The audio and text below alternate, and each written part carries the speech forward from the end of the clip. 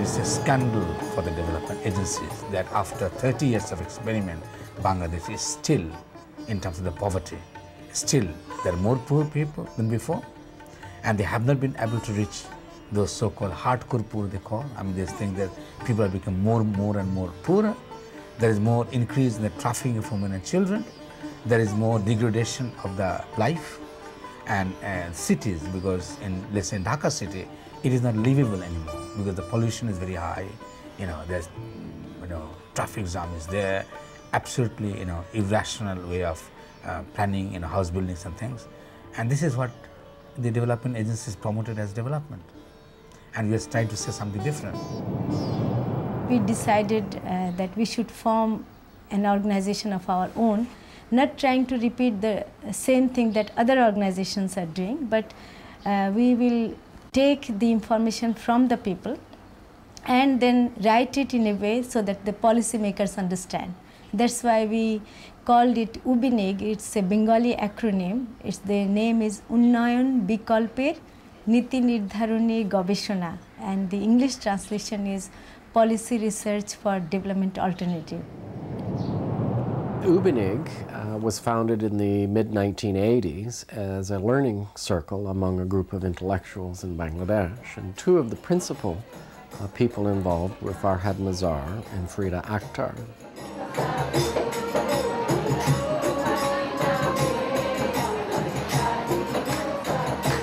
Farhad was a writer and a poet and a very well-known human rights activist, and he was very interested in looking at ways of dealing with the problem of rural poverty in Bangladesh.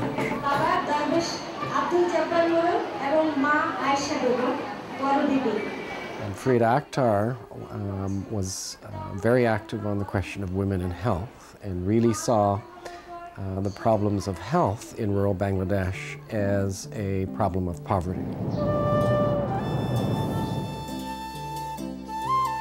Initially, we used to do only research work, like going out with particular research subject and trying to get information, write it down, put it in a report and then share it. So that kind of work. But gradually we got more into talking to people. Criticism is one thing. I mean, you can really be an advocate, say do this, do that, but you have to show that something works. And then we feel that we have to do something at the ground level.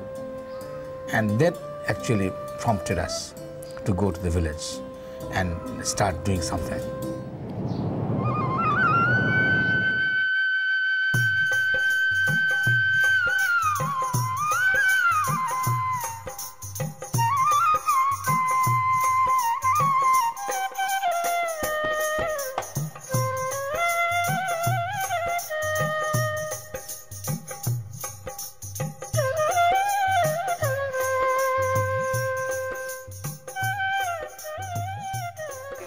People who are suffering so many diseases, like eye problem, headache, and the stomach problem, and the gastric ulcer. So it was so much in the community level. So people was just telling us when we did this study, then we are suffering so many diseases because to chemical food. The Bengali version of pesticide is called bish, and bish means poison. And poison is used even to kill, like suicide. If you want to kill yourself, you take the same bish that you are using to kill the pest.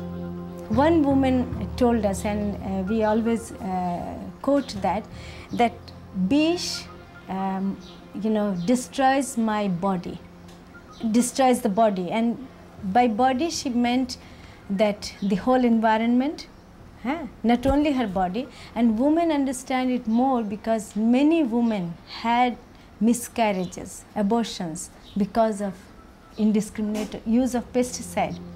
Pesticide is definitely, is a poison, and it kills indiscriminately, and it doesn't kill only the pest you want to kill, it kills everything else.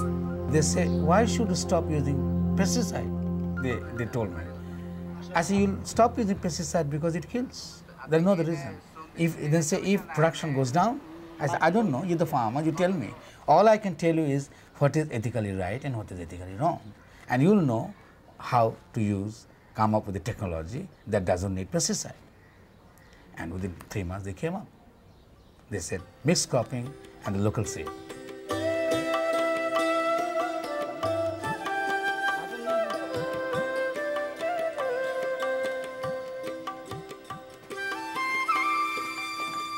We started giving the training of the few 15 and 20, giving them the compost, how to make the compost. And the farmers say, we don't know how to make a compost. And I said, I don't know how to make a compost too, because you're farmers, let's do it together.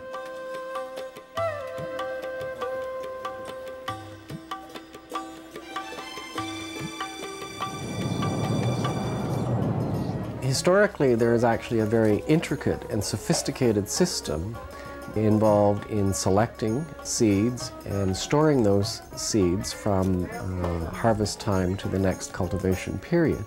And women have passed down this knowledge over generations to each other, and this has meant that historically women have played an absolutely key and central role in the agricultural economy. Now in Nayakrishi, because even the compost fertilizer that is made is also inside the house or within the homestead land. So most of the things are done at the homestead level, and therefore there is a very good interaction between man and woman. And men have to talk to women or get the permission from the woman what seed they are going to sow in this particular field, and women are the one who give them all the seeds that they have preserved. So this empowers women.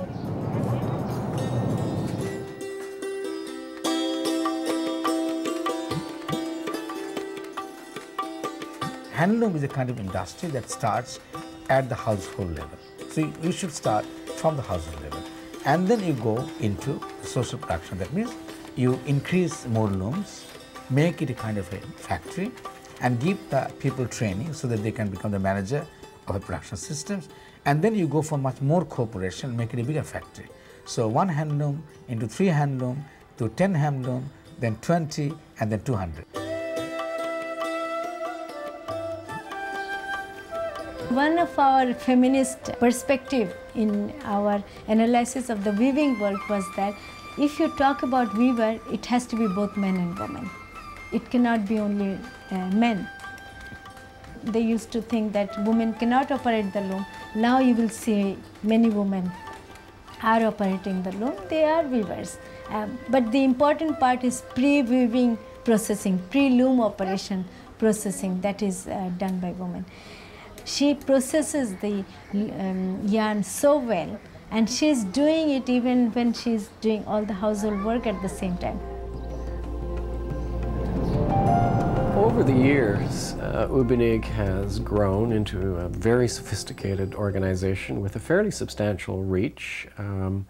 Their work has been at many, many different levels, very much at the village level, at the regional level, and certainly also at the national level, in an attempt to persuade government to create the conditions under which rural development can take place.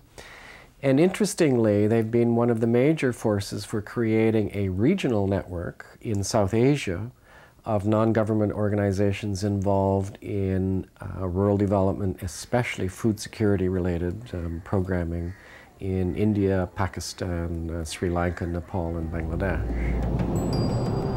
Interpares is in some ways UBNIG North, and UBNIG is in some ways Interpares South. We observe in the world an erosion of sovereignty, that governments have less and less authority in the current globalized world to assert the rights of citizens. If you've been deprived of your livelihood, deprived of control of how your country is going to manage its economic affairs, that farmer has lost citizenship because of rules that are developed internationally far beyond his control. And our work is not to replace what has been taken away from him with a small project that will feed him for the next few years, but actually to support his efforts, his community's efforts, his compatriots' efforts to reassert sovereignty, and that is happening.